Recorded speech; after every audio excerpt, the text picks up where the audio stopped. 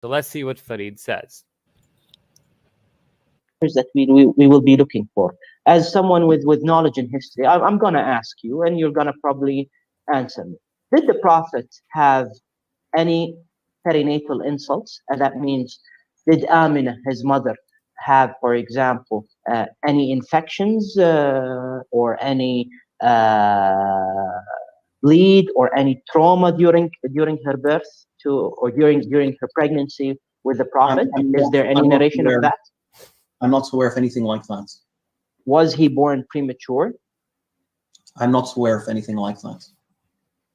Did he have any febrile seizure when he was a kid? So whenever he had fever, he had a seizure? Was that reported in history? That hasn't been reported, no. Did he have any CNS infection, any infection in his brain or in his meninges? I'm not aware of that. Okay. Did he have any significant traumas to his head? Something involving, loss of consciousness or becoming confused after the head trauma? No. Nothing. Okay. Like that. No. Do we know he had a stroke or he had a tumor in his brain? Nope. We don't. So this means he has no epilepsy risk factors. Yeah, one more thing. Does he have family history of epilepsy? Do we know anyone from Quraysh even having, not Quraysh, let's say anyone from Bani Hashim having epilepsy? He has no epilepsy risk factors. And this guy comes and says he is epileptic. This is, this is nonsense. A person with no epilepsy risk factors at all developing epilepsy does not seem to make sense to someone who is an expert in the field. But to a layman like... All right. Right on. So this is what I'm trying to tell you about. This guy, he says that, does he have this? And then he says no. Does he have this? And then he says no. Funny thing is, like the next section we're about to see, it has all of that. We see Muhammad's mom hallucinating. We see an abnormal birth. We see a traumatic birth, whereas the mom admits that it's not a normal birth. The kid raises his head. Then we have... Anyways, let's get to the next. This is so funny. They just he feigns, all those things are actually there. They kind of say it, but then it's like, no, it didn't happen. Like, it did happen. This comment that Adam says, these two talk about Muhammad as though he lived next door. I had to laugh when he said, do we have any examples from Banu Hashim? Like, we don't have any details about anybody from Banu Hashim. What is he talking about? Right? Like, we don't have biographies of all of these people. Mm-hmm. we know about Muhammad and that's it, right? Exactly. And I mean, even if we do get some other people around him that suffered something similar. But besides that, let's get to the point. So the number one point was genetics. Let's start off. We're going to go into Muhammad's mom's hallucinations. Then we're going to look at what Dr. Dede Kurkut said. Then we're going to look at Muhammad's birth. Then we're going to look at his seizures as a child that were witnessed by adults. And the adults called him crazy. So we're going to notice that. Then we will, moving forward, show you all his other seizures that include ringing bells. And they're on moving forth, they're trembling and whatnot. Anyways, let's get to the next slide. All right. So on the top left, you see about Muhammad's mom. So with when we're talking about Muhammad's mother and anything before prophethood, you have to understand that there's not a lot of stuff written at that early on. But what we do have quite a lot about Muhammad's mother seeing things. So on the left side, I'm just going to read it for you guys if it's a little small. The prophet's mother, when she was about to give birth, nobody was with her. Neither man nor women attended. Suddenly there was a terrifying noise and I felt great fear. Then a white bird alighted upon my breast and my fear left me. I became calm and no trace of pain. Next, I was handed a cup of sweet white sherbet, drink of it, heart filled with peace. I had a tall woman approach me. So she was hallucinating. Then another hallucination she has is she sees Hawa, the wife of Prophet Adam, right? And then the wife of, I believe, Pharaoh of Egypt. And then she sees Maryam, the daughter of Imran too. All the while, the noises I'd been hearing became louder and stronger, and she's having these vivid hallucinations. And at the end of the bottom left, you see the hadith occurs, and I saw that the child was born circumcised and that his umbilical cord was cut. What is the umbilical cord? We'll come back to that, but it is the main source of connection, fluid pass, nutrition from the mother to the child. So we see that Muhammad's umbilical cord being cut is a big traumatic event during birth. That is not normal. On the right side, we see Sirah ibn Kathir affirmed the same thing, and the visions of the mother who saw she bore me, a light came from her that lit up the castles of Syria. Obviously, like nobody else saw the castles in Syria light up when Muhammad's mom pushed out a baby and there was light shining out of her vagina. That's obviously it's not happened, but she apparently saw these white lights and whatnot. And she heard voices that you are pregnant with the Lord of the Nation when she got pregnant stuff. And then she had a vision when she became pregnant with him, and the light was emanating from her, which the castles of Syria were illuminated. And then when she gave birth to him, she actually saw by her a realization of that. All right. So that we've established that Muhammad's mom did have some hallucinations. Can we be sure it's epilepsy? We can't be sure because we don't know enough. But we do know that about 30 to 40% of epilepsy is caused by genetic predisposition. First degree relatives of people who inherit epilepsy have a 2 to 4-fold increased risk for epilepsy. Muhammad's mother hallucinated before, during her pregnancy, and at the time of delivery. Could Muhammad have inherited epilepsy from her mother? We cannot be sure, but the evidence is interesting. Now let's move on to the next slide. Another thing, as they were mentioning about the infection. Now this was shocking when I did this, is on the left-hand side, you see again an account of Muhammad's mom giving birth. She used to say something which is very important. I did not feel as if I was pregnant, and I experienced no heaviness as other women do. This is a very interesting detail because that, being a father myself, and if you can talk to women, women clearly feel that they're pregnant most of the time. It's very rare that they don't. Okay, so this could be a reduced fetal movement, a light pregnancy, reduced fetal weight. We don't know exactly, but it's a very interesting detail. Except that my period stopped, and I had a vision when I was in a state between sleep and wakefulness that a visitor came and said, and then she has the hallucination. On the right side, from Ibn Kathir's Sirah, we see that he says that it was reported that measles and smallpox were seen for the first time in Arab lands that year. Also, that was the first year bitter plants were observed there. So when Abraha came with his army, he brought disease, pandemic, and plague. Back in the day, the plagues would travel slowly with armies and stuff because there was no planes flying around and stuff. He couldn't spread it that fast. So he brought this disease. The same year, there's an outbreak of measles and smallpox, which A, Muhammad's mom is pregnant, B, Muhammad is born. Now, let's go to the next slide. What we see here is we're reading a journal on the left side talking about this plague breakout in Mecca in 570 AD, and they mention Muhammad by name. So we see that it is evident that an epidemic of some sort, smallpox or measles, crippled the extremities during the siege of Mecca in 570. Fragmentary evidence supports smallpox. Later on they go, in the same year, an infant was born. The future prophet Muhammad, the child, and his mother may have been killed. And so blah, blah, blah. But now, if you turn on the right, and we can see the smallpox can cause high fever, convulsions, headache, fatigue, and long-term brain damage. Muhammad did, in fact, have multiple seizure-like episodes that were witnessed by his wet nurse that we're going to get to in a few moments. We also see a reference where it tells us that pregnant women are at an elevated risk of contracting the virus, leading to birth complications. So Muhammad's mom is pregnant during an epidemic. This is all speculative, but then we see the same year Muhammad's father died from a disease. We don't know the disease. He died in Medina. Could have been the same pandemic. Muhammad's mom was visiting Medina and she caught a disease there. On the way back, she died too. Does this indicate there indeed was a plague or epidemic in the area? Did Amina contract it during her pregnancy? Did Muhammad contract it as a newborn or as a child? Did this epidemic kill Muhammad's father? A bit speculative indeed, but very, very interesting.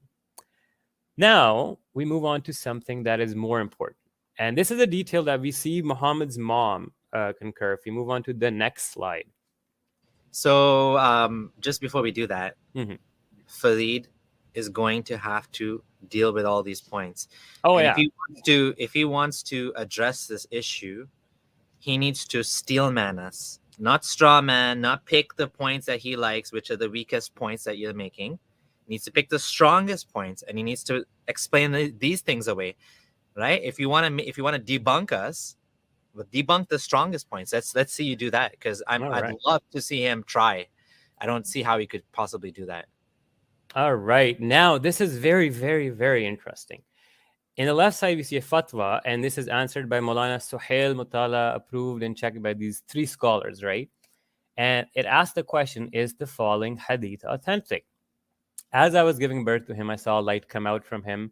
So Muhammad's mom's vagina is shooting out comets of white light, which is bizarre. It's not happening in real. She's just having this hallucination because she's probably going through a traumatic birth. So she's going through these hallucinatory experiences.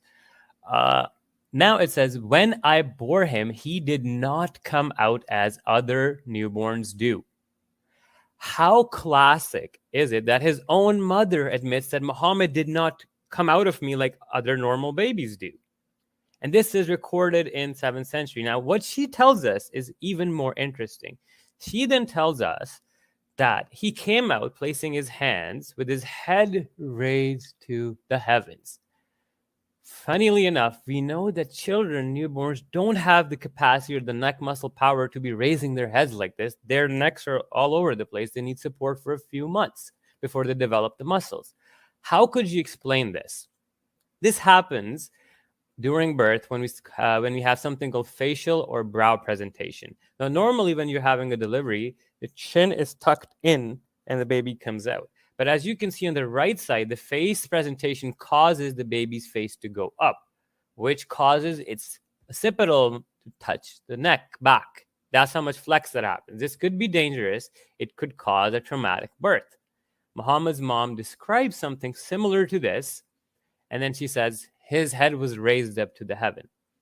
It's not conclusive, but it is a very interesting, peculiar detail. And if you read that, it says that Imam Ibn Hibban and a few others have declared this reliable and authentic. So, again, on the right side, we read, Amina, the mother herself, reports an anomalous delivery, unlike any other child, reported to be born with his head raised towards the sky, which is impossible for a newborn, hence can indicate facial or brow presentation during delivery. Narrations indicate his umbilical cord was cut during delivery, which indicates traumatic birth, as it may have caused hypoxia and other complications. Amina again hallucinated during the birth, indicating probably a stressful birth. Now, let's go to the next slide, and let's see what Dr. Dede Kurkut has to say about it. All right. So this is something very important, and Dr. Dede Kurkut writes about this. He tells us a little bit on the left side that he was the firstborn of his mother, and his mother also saw these hallucinations. And he tells us something very interesting. Between sleeping and waking, she used to experience being visited by spirits, which would imply that she was experiencing hypnopompic hallucinations. There's a specific word for her type of hallucination. Now, on the right side, he then describes another additional factor that we need to keep in mind, that he was a firstborn child. The average time of birth labor that a woman experiences to bring forth a first baby is about 13 hours.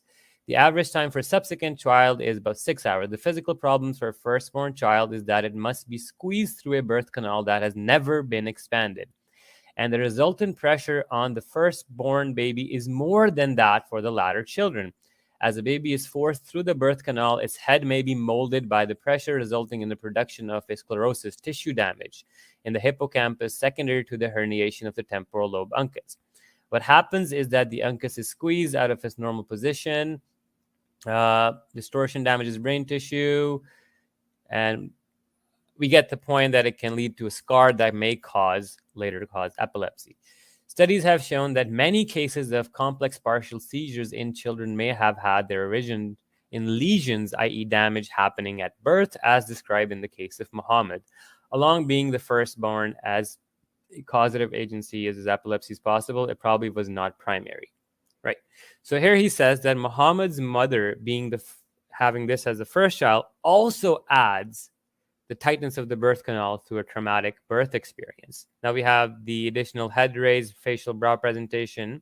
We're going to move on to another slide and see what else do we have. Now we have the umbilical cord severed during birth, and this is probably one of the most important ones.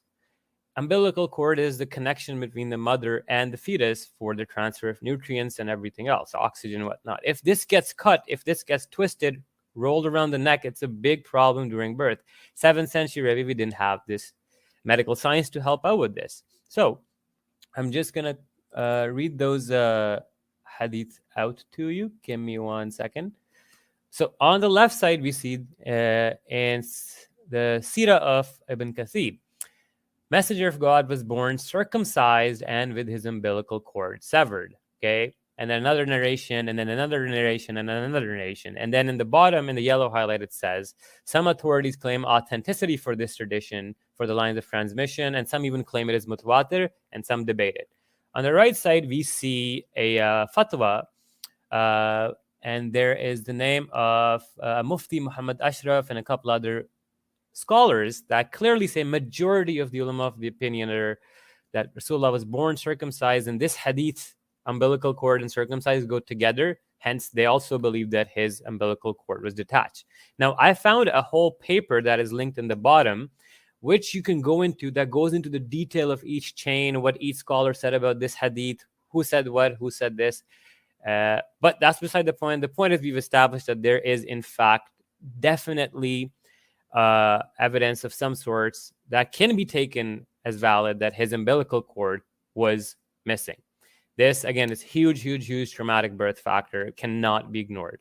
Let's go onwards. Now, the next thing we noticed was born circumcised.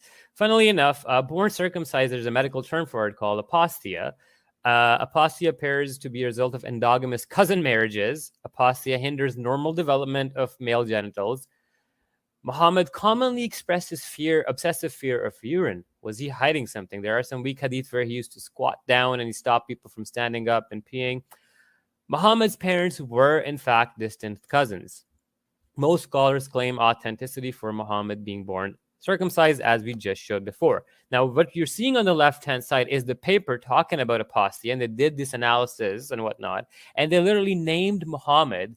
Later, the Prophet Muhammad was said to have been born as naturally circumcised. However, certain studies have reported that the trait apostasy of a normal development of the urethra and glands is very rare. Okay? These, again, are there. I think this is written by Muslims as well. And yeah, they're mostly first cousins. So which also indicates that Muhammad might not have had the best of genetic makeups. Or the best genitalia. But anyway, this is like there's been a couple of comments already saying this is incredible research, and I have to agree, this is very good. This is like incredible, like groundbreaking. And when I say groundbreaking, I mean not that you did this yourself, but you put it together and you're presenting it and you're connecting things that have not, that academia, like these are Muslim authors that have written this, but I don't think most people have ever read this paper. So the fact that you are able to take these academic resources, these books, and bring it out like this is just beautiful. Honestly, this is amazing.